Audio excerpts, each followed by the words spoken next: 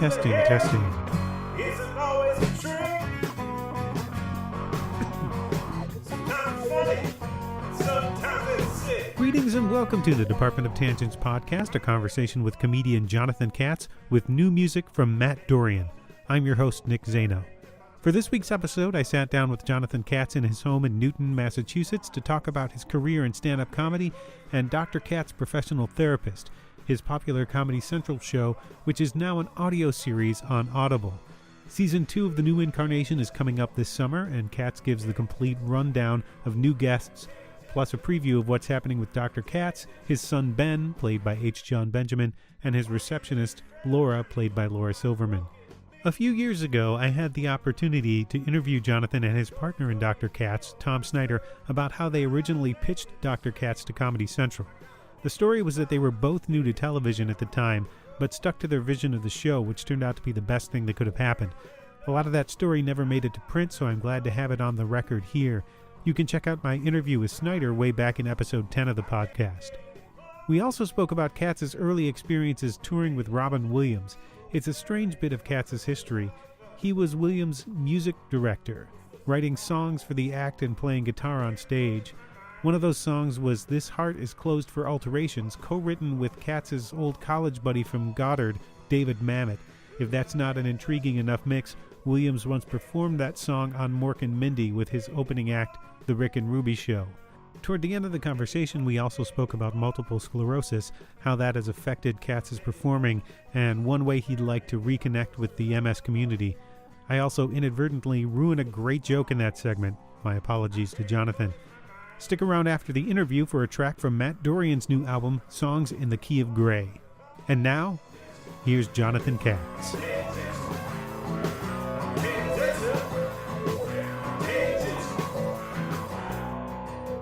first started doing stand-up, I worked a lot.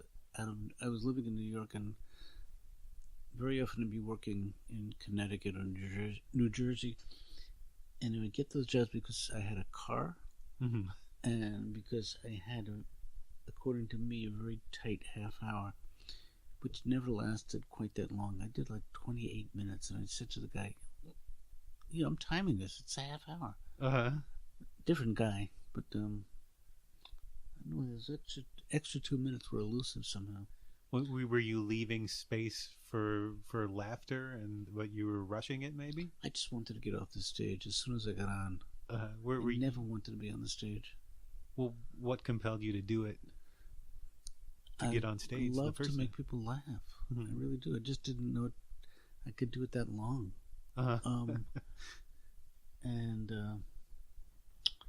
One of the guys I used to work with a lot was Don Herrera, and he used to say, "John, you're the best car comedian working today. You're probably the funniest guy in the world when we're driving, but then once you get to the club, it's all gone." It's a nice thing to say to someone. But now Seinfeld stole your riff. Comedians in cars getting coffee. Yeah. If you had that idea 30 years ago, I don't know what you would have. I still think about doing it, but getting some really exotic, accessible vehicle that we could drive in, and he would have to come to Newton. I've already talked him out of it. So to do an episode of Comedians in Cars, I kind of get a kick out of watching it.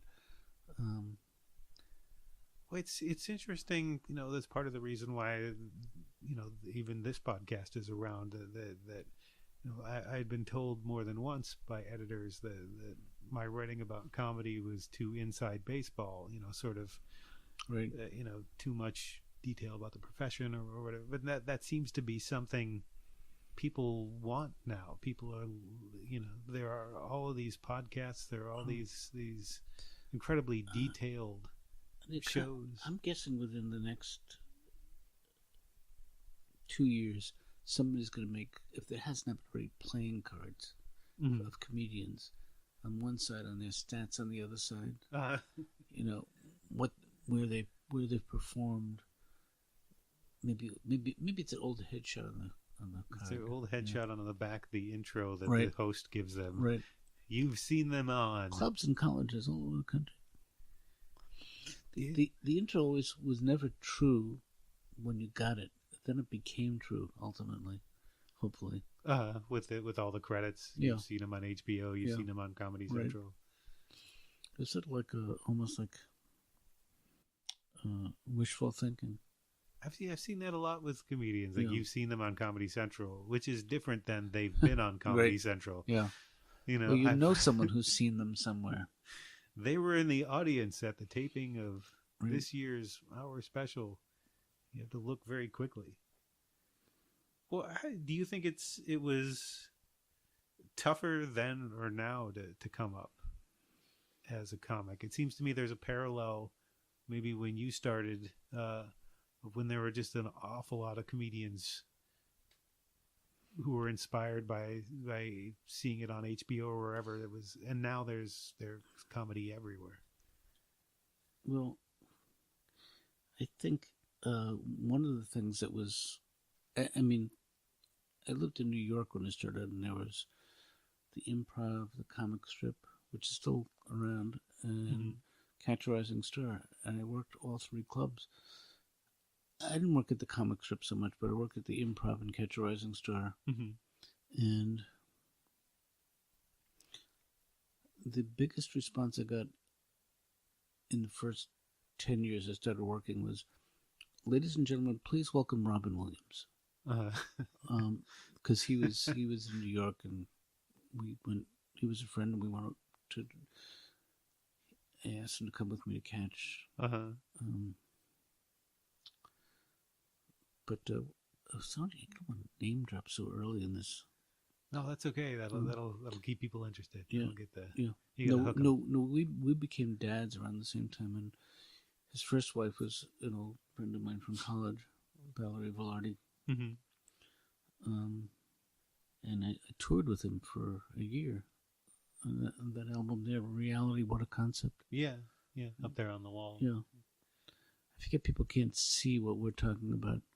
Well, if they concentrate hard enough. Yeah. So what was that? You spent a year. How long had you been doing it when you spent a year touring? Well, I wasn't a comedian at the time. I was making my living in music. And when I say making my living, I mean borrowing money from my wife. In 1978, I started doing stand-up in 81.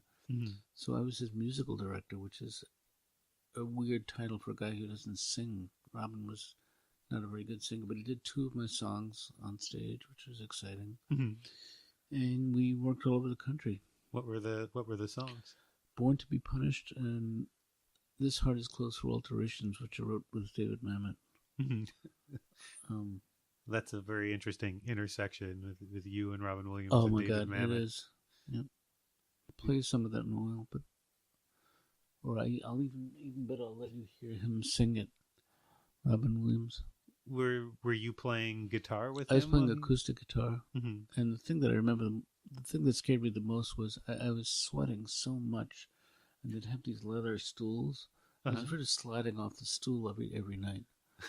Plus, I was just playing a very basic rhythm guitar. Although once in a while we get into some R&B, just in between songs. That's kind of your R&B is sort of where you live as a musician, right? Yeah. Is that where you mostly... Right. That's what I'm drawn to. Mm-hmm. But, and the act that opened for Robin was called Rick and Ruby. And I could watch them forever. They were just amazing. What did they do? What was their... They sang parodies of songs, but they were so good. I wish I could give you an example. But I wonder if I didn't even look for them on YouTube ever. Oh, I'll have to look for them. If I can find something, I'll post it with this. Yeah. And that was with a guy named Josh Brody, who's still a friend, who went by the name Righteous Raoul. Brian Seff, and a woman named Monica something. And they were wonderful musicians.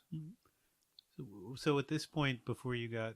How did you get tapped to be Robin Williams' musical director if you were... Because his wife at the time introduced Robin to my songs, and he liked them. So that was the, it was her doing me a favor. How did you have albums out at this point? How are the songs getting out? Radio. I had a radio. No one knew my songs. They had to be hand delivered, pretty much. And this is ultimately I started performing them in New York. I had a cabaret act, and then a band called Katz and Jammers. Yes, we've spoken about them before. And I think I had a new genre of music called mediocre, and it wasn't my intent. But I just couldn't write a good song or a great. I could write a good song, couldn't write a great song. The real trailblazers never really mean to do. Yeah, what they do. So right. For years, I've been teasing about the name of my album, which would be easy listening, but not that easy. Not a bad name, but that's too easy to name an album. Was that tour with Robin Williams sort of what made you really want to sort of transition into doing this yourself, into doing stand-up? Well, I think I was inspired by his opening act more than Robin. Because in terms of form. Yeah. And also in terms of energy, because I could never even try to replicate that kind of energy with or without the help of drugs. It just was an amazing force. Was humor a part of a part of your music when you started? The songs weren't that funny, but I would work with a lot of pre-recorded material. Like I would talk about, I would say to the audience, and this, I promise you, this is not that funny. Let's say, anybody here want to hear my impression of cows, horses neighing in stalls? Then I'd have a little clip of horses neighing in stalls. In the back of the room was some very nervous friend of mine with a reel-to-reel tape recorder trying to stay on time with me. Or I would do, I think I did this actually on an HBO special where I would sing a song staring at a young woman in the audience, and while I was singing, you would hear me saying, "Oh my God, she wants me so bad." Well, that was on your first special, right? Your first Comedy Central. Right. I know it was on the HBO special. I don't know if it was on. Was it on? It was on one of them. I may be mistaken. Right. But I've seen the bit. It's a good bit. Works for me. That was the guitar I was holding. If you want to take a picture of that, which I wasn't really playing. That little one on the left. The travel guitar. Yeah, and had a tape machine built into it. And I would just start and stop it, pretending I was playing. It would have backup vocals on there. God, I kind of miss doing that. You can do so much with such little technology these days. Yeah. That I can only imagine what you would have done if you'd had all these things. Yeah, occasionally I'll use my phone to record something or to play something back in a club. But usually if I go to a club and they'll want to upload the audio to their computer, I put it on a flash drive and they put it on their computer. Did you ever get over that sort of the fear of being in front of people? Oh, I got over it. I've been over it for years.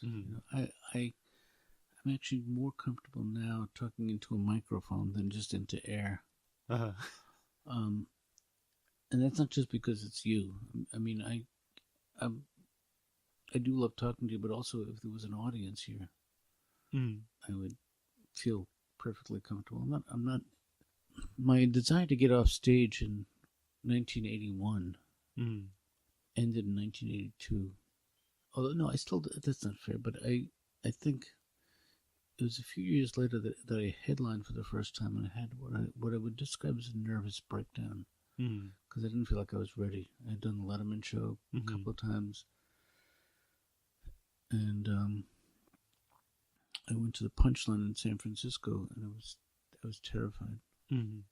What happened? What was I just was again. I was afraid I couldn't do the time that people had paid to see me go on after two other acts, and I wouldn't be able to. I would just disappoint them, or I wouldn't be able to deliver. But that changed shortly after that. Yeah. Is there a performance where you felt that sort of fell away, where you felt you recognized, hey, I'm comfortable here? Well, I think I had this. It was at some point I had this realization that I too was allowed to enjoy my performance. Mm-hmm. Because until then I was just sort of like stuck in this one man show, saying the same lines every night. And luckily, I had this pre-recorded material to help me cover up for, to keep me in place in the right sequence of my act. Mm-hmm. And once I let go of that and started interacting with the audience and enjoying the actual performing, it was not as stressful.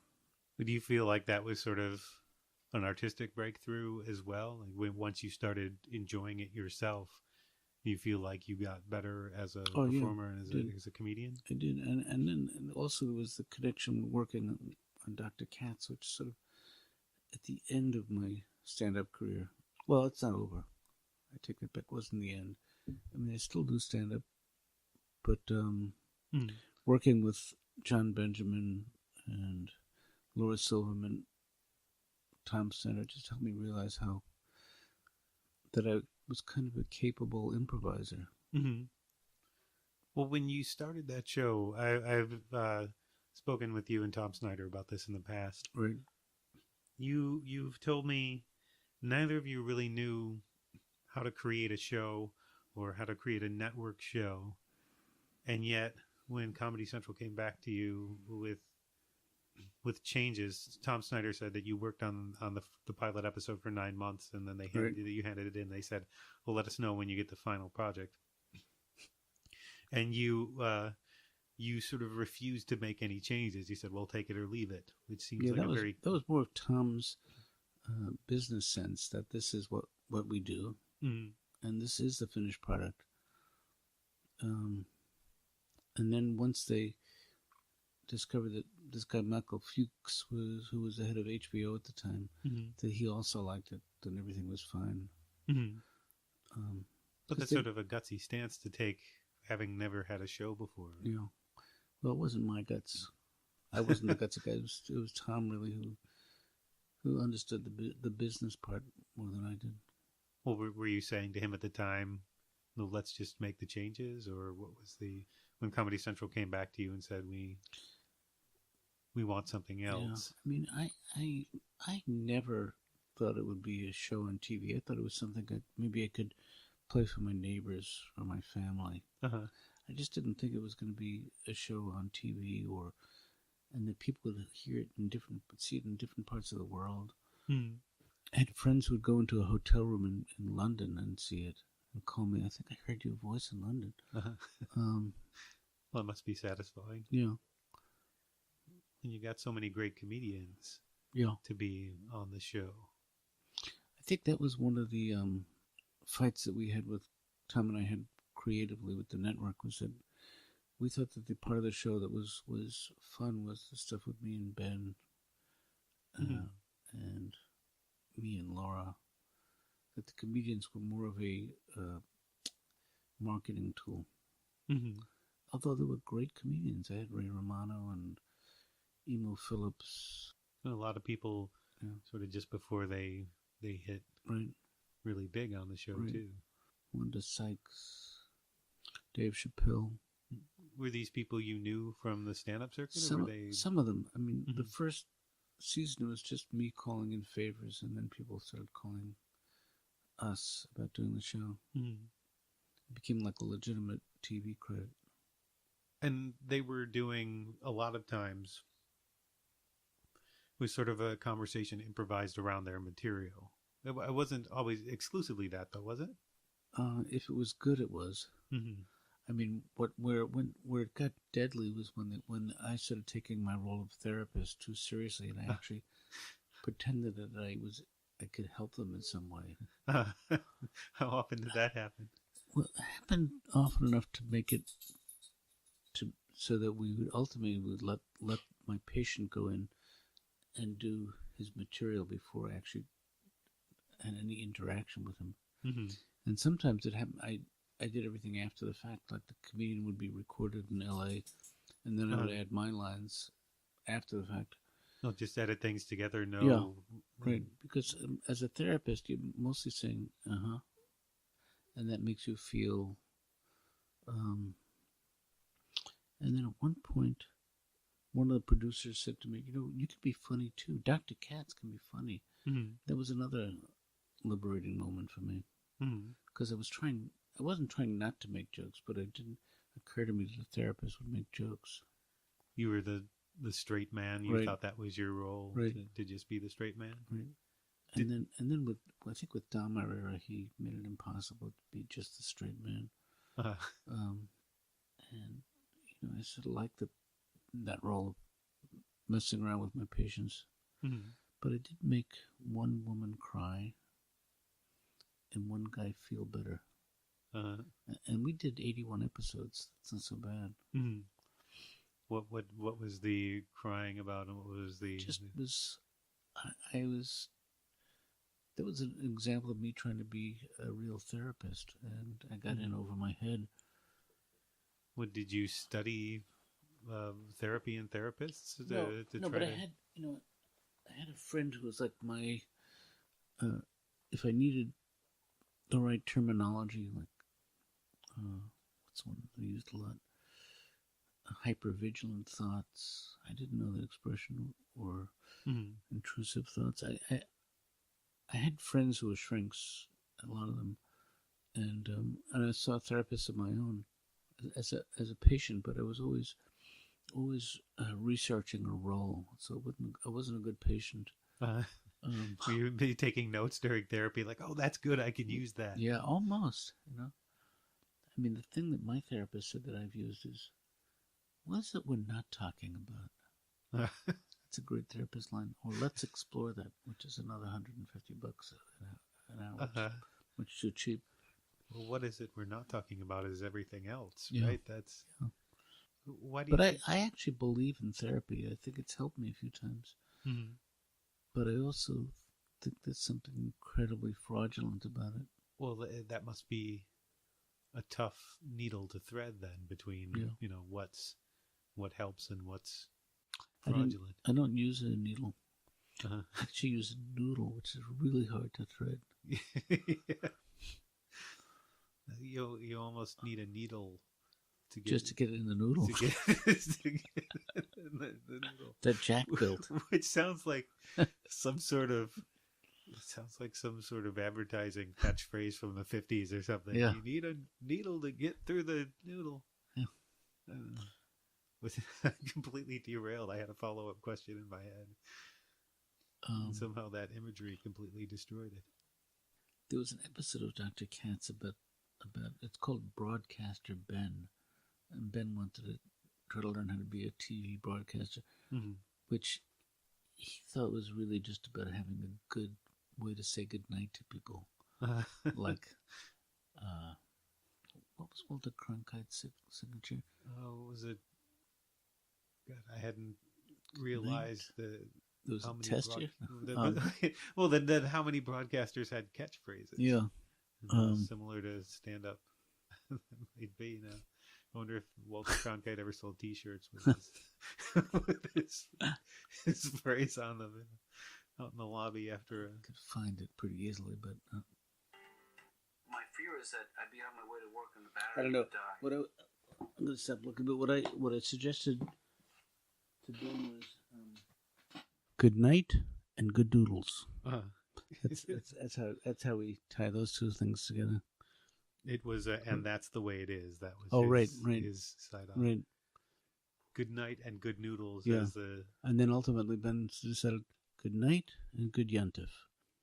So why do you think that this that the character of Dr. Katz has sort of persisted?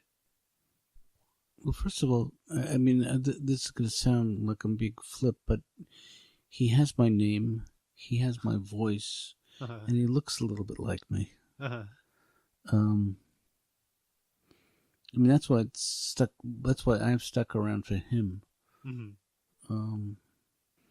And I have this jealousy of the character, as that the fact that the character is better known than I am. But Dr. Katz still has this very large following, which is how we can get away with doing the show live and doing the Audible show, which I'll talk about whenever you feel like it. Yeah, that's what I was leading into next. Yeah.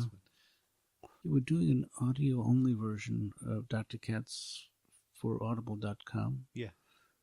And we've done one season, and we just finished the second season, which won't be live. The second season has 20 different patients and 2 specials, which we did it in San Francisco as part of Sketchfest, which was recorded live, and also another one which we did in LA at a place called Cinefamily.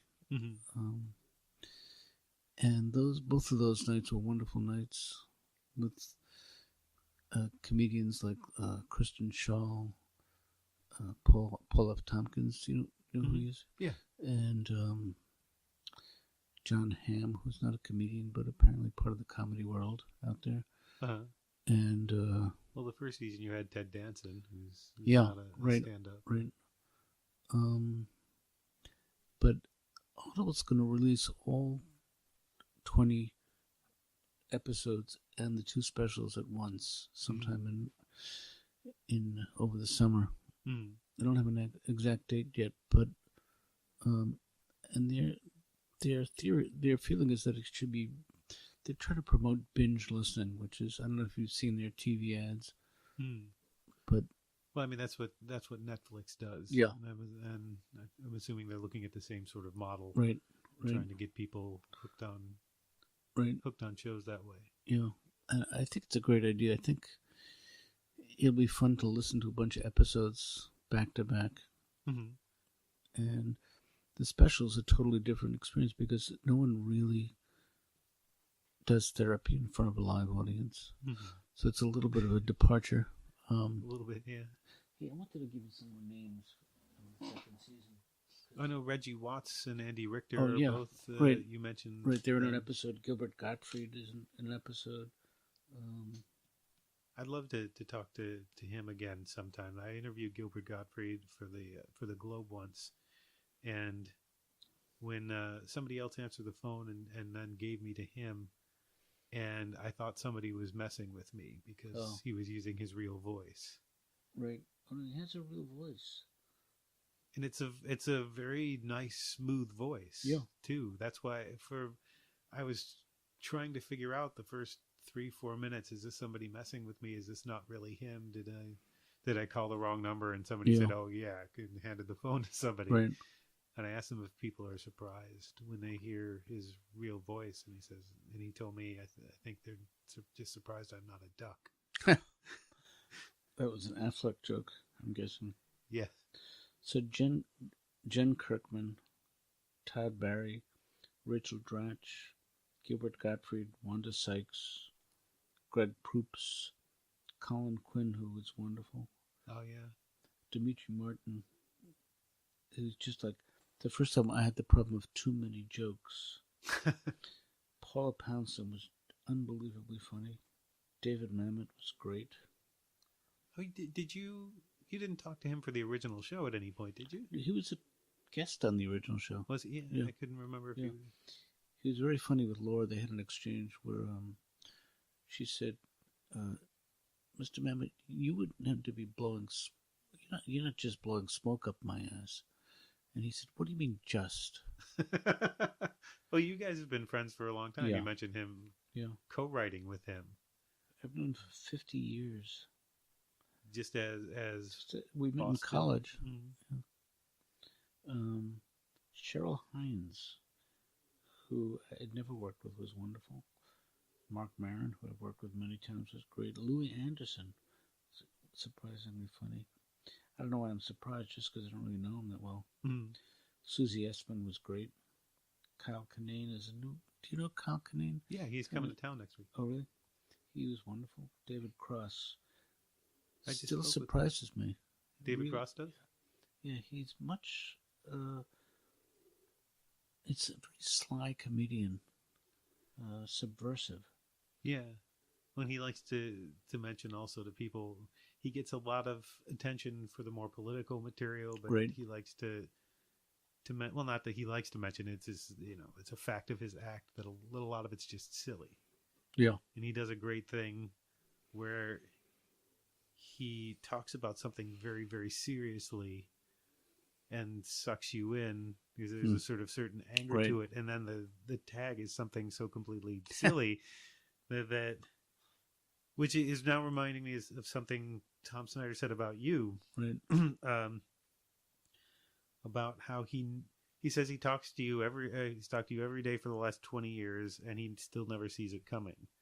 When you nail it, he said you got him once when he called you from L.A., or you called him in L.A. after his mother had died, and he says you told him, "It's so hard to know what to say at a time like this, especially with the 3-hour time difference." Right. And he wanted to be mad that you had made that joke, but he couldn't because it made him laugh. Right. I remember that. Do you enjoy that sort of suckering people in? I do. I mean, my wife will tell you that I've been doing it with her for 37 years. I still am able to draw her in and surprise her. Uh-huh. I'm just going to finish this list. Sure. Seth Green, Kevin Nealon, Bob Saget, and as you mentioned, Andy Richter and Reggie Watts. That's the only episode where I have two patients in one episode. Wait, is Dom Irera returning as the salesman? He's not a salesman. He's just a guy who drops in without an appointment, because I think he enjoys my company, and vice versa. I get a kick out of hanging out with him, but it's not really. Well, he says he's a salesman at one point, or that. Yeah, no. I think in his debut, he was in that character. I encourage him to be in pharmaceutical sales just to make more sense out of his appearance here, but it doesn't make sense to make sense. And then there's Rick Overton also is a recurring character. He's a janitor, right? Right, he's Bob the janitor. Jon Benjamin is Ben. Laura Silverman is Laura, and Erica Rhodes portrays Laura's sister. Yes. Do you enjoy those relationships? Is that? Oh, I do. One of the reasons. I forget to mention Laura Keitlinger plays my therapist, which is wonderful because she's just a really superb comedian. We keep thinking of different angles we can take, and it's great to be working with her comedic mind.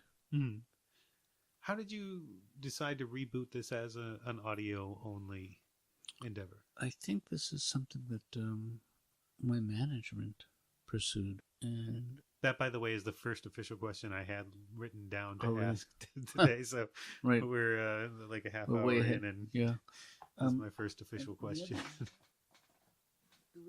The reason we can do only audio is because is a rights issue that Comedy Central owns my likeness, and it's just too complicated to do anything but audio. That's got to be that's got to add another extra layer to your jealousy of your character. Oh, I never know what he's doing when I'm doing audio. He could be out there like at a movie. You think he's listening and maybe he doesn't approve. Yeah, right. Well, are you that different as a comedian, you think, is from the character Dr. Katz? Yeah, I do. I mean, I say disgusting things as a comedian. Truly, I say things that are truly reprehensible, and I'm not planning on stopping anytime soon. Would you care to give an example of that? Because I think the scale might be considering what people have said on stage. Yeah, I'm trying to think of what is something. I mean, what I think is reprehensible might be very mild to somebody else. When I talk about child pornographers, I try to find something in common with the audience. Pretend you're the audience for a minute. let's find one thing that you and I have in common, and I think we can both agree that child pornographers are the lowest form of life on this planet, the scum of the earth. Mm. And I think they should be prosecuted as if they were adults. Mm.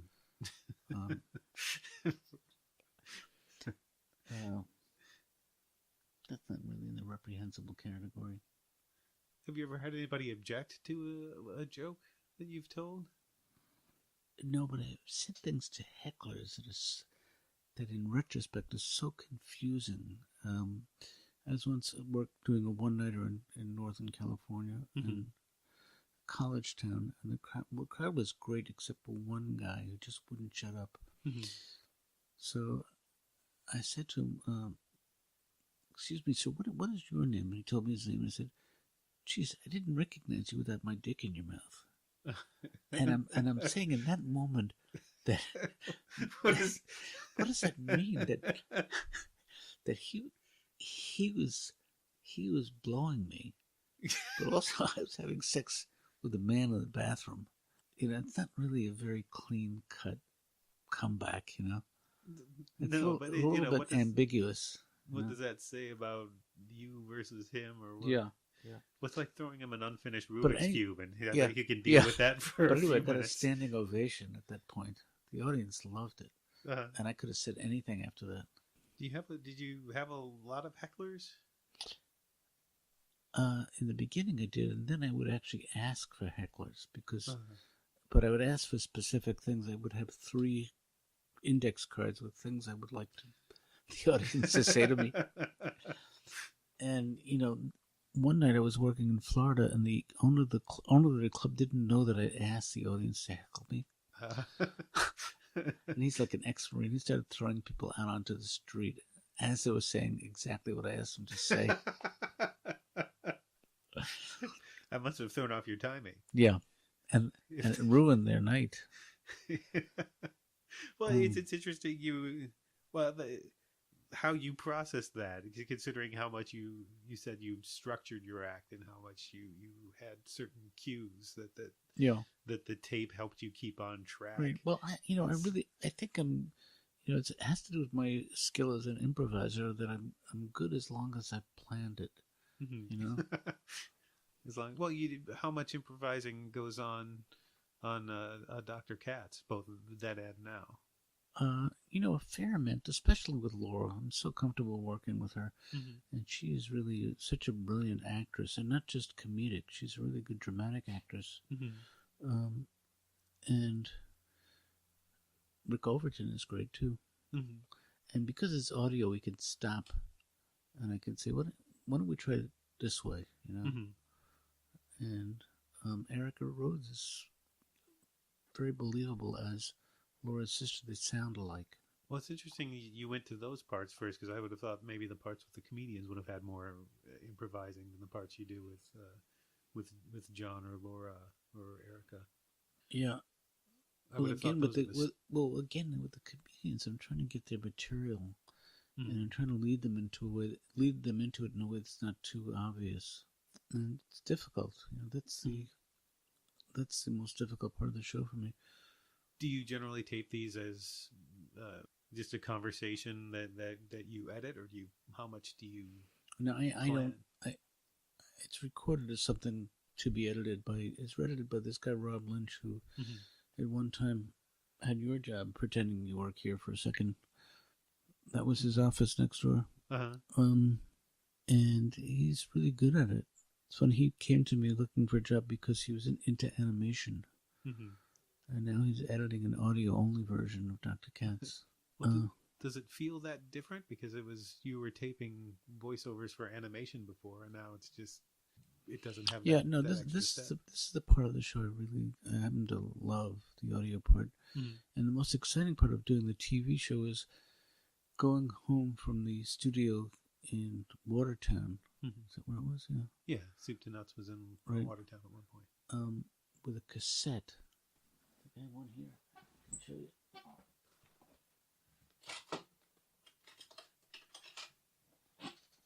This is like the mix of an episode 617 that Lauren Bouchard approved and would send me home with. So how much more do you have on tape than what made it into the TV show? A lot. But not as much as I could have. Somebody once offered me all the DATs that were outtakes. And I said no. In retrospect, I wish I had kept them, but I get too many things to listen to in this house. Not enough time. Do you go back and listen to some of this stuff sometimes? I do. And I maintain, Nick, and you can back me up on this, that I am the king of all media. It's not Howard Stern. I have cassettes, DVDs, DATs, mini discs, stretching them, but yeah, they're all around the room on different shelves. Yeah, but there was a shelf there of Dr. Katz mini discs. I had somebody transfer all the DATs to mini discs, and because I'm so compulsive, I had them do it twice, so I could have one in my office and one at my home. We've got, just to tell people, we're looking at a shelf, and there are piles of discs that are labeled. There's a few discs labeled Stand Up, a bunch of them labeled Dr. Katz, and then a much larger pile called Family. Right. That's just my kids, my daughters. Loved. Well, I don't know if they loved. They were willing to record with me. What did you record with them? Music. They would tell stories. They would invite friends over. I had a more sophisticated studio on Walnut Street, not far from here, a few years back. And they would love to come over after school and record. My older daughter actually had a pilot. Well, it was a series on NBC called Julia's Point of View. It was animated, aimed at the pilot I wrote with Tom Snyder was aimed at prime time, but what aired was a Saturday morning thing for kids. What was the log line? I was the principal. She was my daughter, and I would pretty much humiliate her every day. Joy Behar was in it, Kathy Griffin, Susie Essman. Is there anything you can do just in audio that you couldn't, in just audio, that you couldn't do with animation? Is there anything that's freeing about it? Yeah. I like to create a scene or a different world with animation using ambient sounds, and I can do a variety of voices myself. I can do 2 other voices. I'll do them for you now. Well, the whole goddamn thing is theater. That's one, and then I go. It's a mystery. So, but I did that voice once for a guy named John Vitti, who was a Simpsons writer, and then what's that wonderful show, also animated? Simpsons related? Futurama? No, it was very close. It was, the style of the animation was like a more still version of Dr. Katz, and it was set in a lot of it was in a backyard. The King of the Hill? Yes. Yeah, he was a King of the Hill writer. So I did that voice, and he said, and I dared him to make a show based just on that one line. I haven't seen him since. But writing for animation is interesting. A different approach to writing, and also directing animation, which Tom Snyder was very good at, and Lauren Bouchard is now very good at. I wanted to ask you a little bit more about the relationship with Jon Benjamin and Laura Silverman, and how that sort of works. How you improvise so well together. Do you find you have similar sensibilities? What is it that sort of sparks between you? We just know each other so well. And Jon Benjamin lived with Laura for a long time. She was his girlfriend, and vice versa. I think we've just told the audience something. Just broke some news. And then the worse things were in their relationship, the better the show was, because she was very cranky on the show anyway. The character she portrayed was just, there's a Yiddish word which no one will understand, but it's called verbissen. How does that translate? The Laura was always a little bit, her default position was cranky. And it's also true on the Audible show, but she's kind of shown a different side of herself, and she's a little more, here's what I'm going to say, like a person than like a New Yorker. She's more, well, I'll say it like a New Yorker, more human and more human. She actually occasionally feels some sympathy for me, which she describes as just telling me how pathetic I am. But also she's a little more tolerant of Ben. Although she doesn't want him. She doesn't want to lead him on. She doesn't want to lead him on or have him help plan things in the office. Right.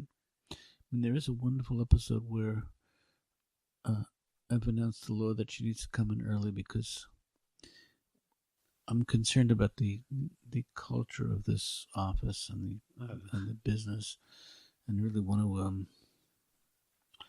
I like to have staff meetings once a week, and I've enlisted the help of Ben, and he doesn't want to have to be anywhere to help, but he's willing to lend his wisdom to the office. Yes, booking the entertainment, I think was. Oh, that's right. He suggested we could sell therapy-related things to my clients in the waiting room. And Laura at one point has a sexual harassment suit against Dr. Katz. Right? Yeah. That was in the first season. Yeah. Did that resolve in the first season, or is that still? I don't know. It may come back. It's so topical now. It's hard not to. Do you like that sort of? This sort of goes back to a lot of what we've already been talking about. Do you like this sort of uncomfortable humor, something that sort of puts people a little, makes them a little bit uneasy? Yeah. In fact, I think when I recorded my first and only CD, I greeted the audience by saying I've been making people uncomfortable for 30 years. I mean, that was visually represented in the animation for Dr. Katz. Right. That everybody was sort of right. The squiggle vision was a great conduit for that. Right. Tom has a great line about squiggle vision. He says that because some people would we discovered that for every 10 people that didn't like it, there were 12 people who didn't mind it that much. Has that always been your sense of humor? Or is that something you found sort of over the course of learning how to do stand-up? I'm not sure. That sort of uncomfortable humor, that sense of, is that something that's always been a part of your I think so. I think humor? Yeah, I think it is. It has been. Well, I remember, and I told you I was going to bring this up when you did a show at Jimmy Tingle's Theater. Right. A day or 2 days after Richard Pryor had died. Right. And you opened up with the line, "I am now officially the funniest living comedian with MS." Oh my God! Shame on me. And then your tag was, "I'm going." And there was a gasp there, and a couple of, and some nervous laughter, and then the tag sort of really slit the throat. Was, "I'm going to make Terry Garr wish she had lupus." Right. That was it. That's it. That's always a good line. There's something funny about the word lupus, but I was going to tell you something I said at my nephew's graduation party. He was graduating from high school in Newton, and they were a bunch of high school kids. There wasn't really my audience, but. I mean, that's a bad crowd. That's not why they were there. That's what I'm trying to say. They were there to celebrate their graduation. Thank you all for coming to my show. And I said, I held up a glass to make a toast to Adam, my nephew, and I said, I just want you to know that in some countries, anal sex is used as a form of birth control. Cheers. Well, I mean, at some point they've got to know, right? Something. Just going into the world. So you're not getting a lot of commencement speech gigs? Not since that day. Actually, I had to do a commencement speech somewhere. I know I looked at a lot of them online. I did one at Goddard College, and maybe that's why I was looking at them. That's my alma mater. That uncomfortable part of it, it occurs to me Dr. Katz had that, and it's sort of a precursor to The Office and Curb Your Enthusiasm, where it wasn't, where they worked off of that same sort of right, that uncomfortable vibe, that sort of disconnect between human beings. I mean, do you see that sort of on the same? I do. Timeline? I mean, certainly Curb. I can see the connection. They work from an outline. They're working with film, and it's a much bigger job to edit film. I'm guessing the puppy in the background verse if it's picking that up. That's all you. If that's all you're hearing, we're not doing this right. It's a it's a young couple. It's oh, there you go. Yeah. Don't stop. Oh, wait, stop. I can't even remember what it sounds like anymore. Taped in Tingle Vision or whatever it was, the William Castle. We'll put buzzers under your seat. So so memory loss is so tricky. I have my mother-in-law, who's 92 now, is in a pretty advanced stage of Alzheimer's. And I don't know if you remember in the 90s, I had even more recently in 2004, I had a call-on show for Alzheimer's, and everybody was a first-time caller. I just trying to keep you sharp. But were they long-time listeners? Right, probably. I didn't think of that. How sad that would be. I did want to ask you about MS, but I didn't know how exactly would be the best way sort of into it. I'm wondering how it has affected your career and how you sort of deal with it. I don't mind talking about it. I think I told us if I've been feeling a little disconnected from the MS community lately, which is why I had you over, and why I will not permit you to leave. But I shouldn't have worn the T-shirt that says MS community. Right, that's probably a big part of it. But it has limited me in some ways. Just in terms of, if you call up a club and you you ask if they're accessible, they assume you're talking about the audience. But I'm talking about the stage. Getting on and off stage, which usually can be accomplished with some preparation, but come close to falling off of a stage a couple of times, leaving or entering. Well, I know you were looking for places in Boston at one point that had accessible stages. Yeah, the two great places. The Improv Boston is very accessible, and also Laugh Boston is a great way to get around. The one thing they can't guarantee you is that anything you say will be funny. That's your problem. Getting on stage, I can guarantee. Is that part of the question you start with? Can I get on stage? Yeah. And at the end, is like, well, will they all laugh? Yeah. Well, what do I do when I get there? Well, I mean, does that add to any insecurity as a comic? I mean, you banished that years ago about being in front of people, but being in front of people with a cane, with visible signs of the MS, is that something that gets in your head at all, or is that something you consider? No, it does inhibit me in some ways, but I used to think it was going to be my hook. I'm the guy with MS. Then I found out I was the other guys with MS. Well, then you got to do a package tour. Yeah, I'm talking with, Jon Benjamin has an autoimmune disease. Mm-hmm. We're thinking about doing it. Oh, I was telling you about this because Yeah, you knew someone else doing the autoimmune tour. You were talking about how you wanted to reconnect with the MS community. Yeah. How would you like to do that? What is it that you'd like to be able to do? Maybe go to MS camp. I mean, it's a real thing. I don't think my wife has no interest in doing that. Yeah, there are a lot of conferences and things. I've attended them, and you spend the day talking about different. But I'm talking issues. about like a sleepaway camp. But the real thing with like sports in the morning. Put on plays at night. Roast marshmallows. You're gonna be a camp counselor at MS camp. Yeah.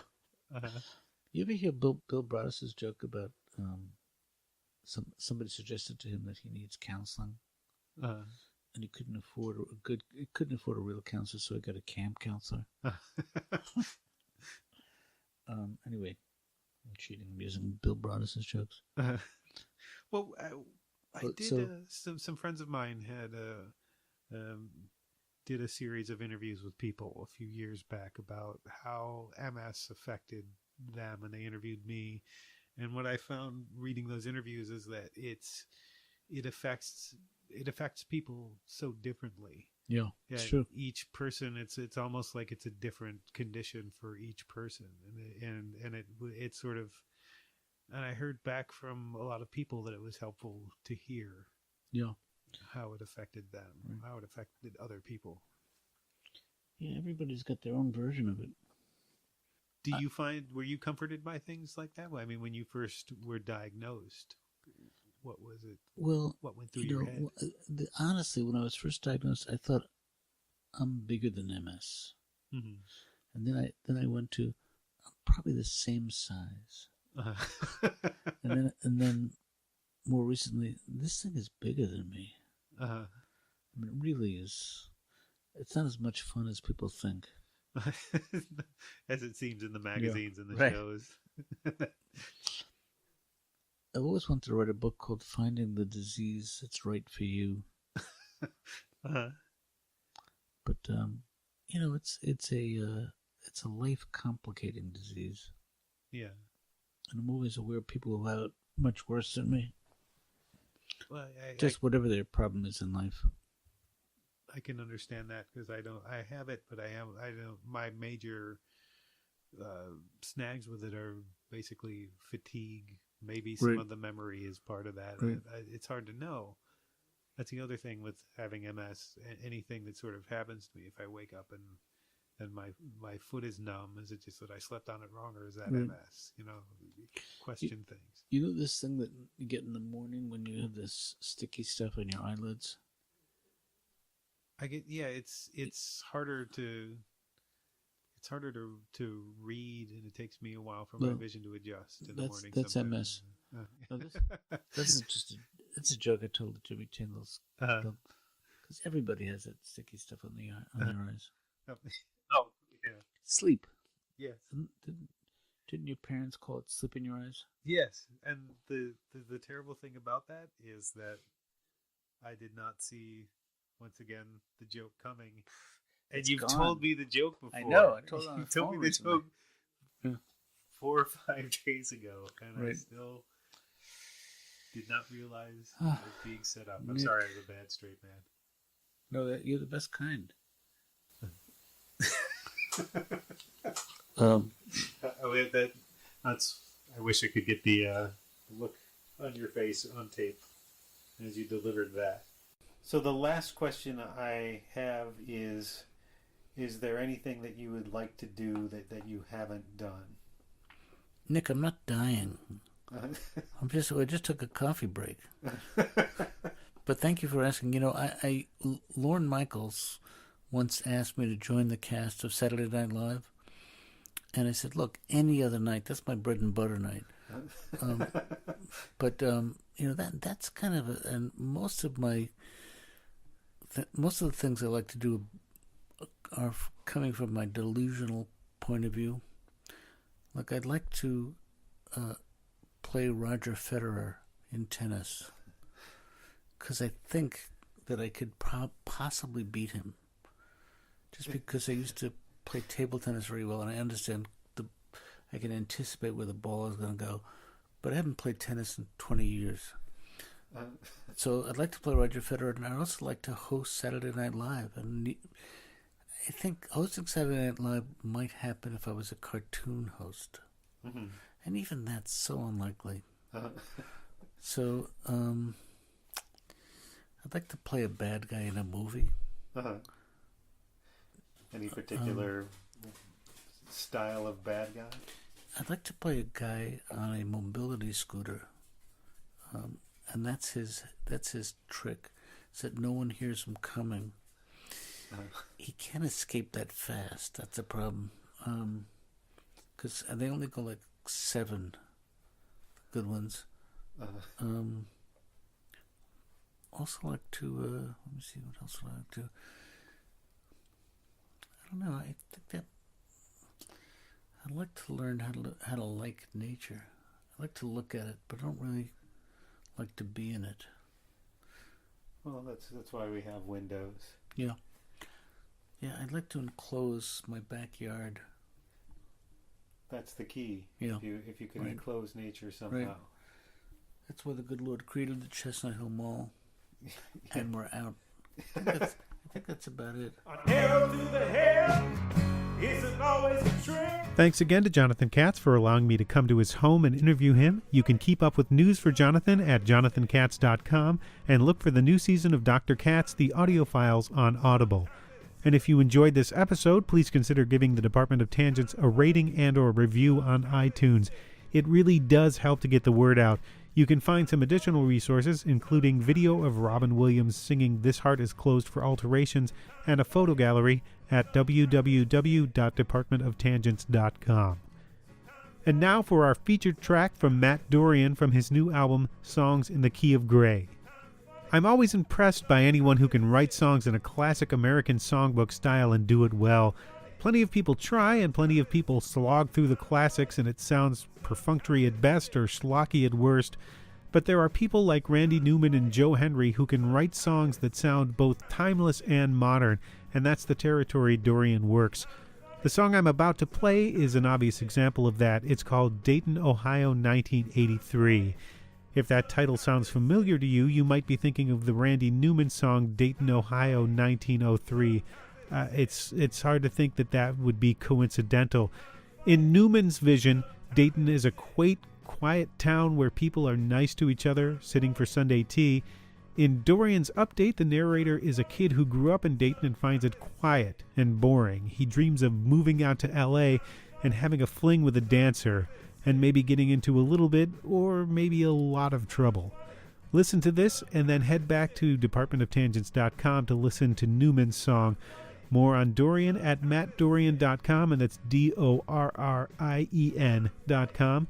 This is Dayton, Ohio, 1983, from Matt Dorrien, off his latest album, Songs in the Key of Gray, out now from Mama Bird Recording Company.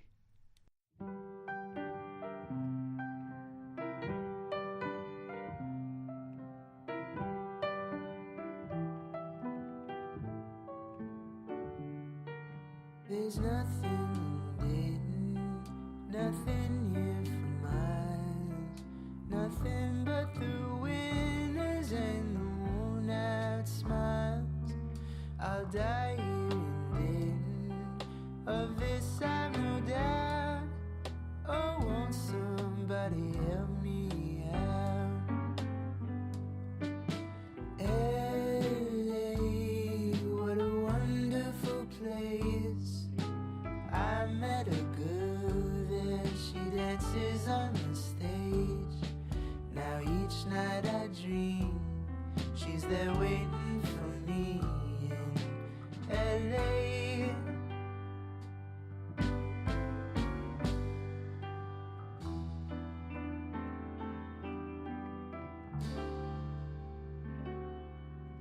There's nothing in Dayton, it's really quite sad. I live here in Dayton with my old mom and dad. They're perfectly lovely, it's not them you see.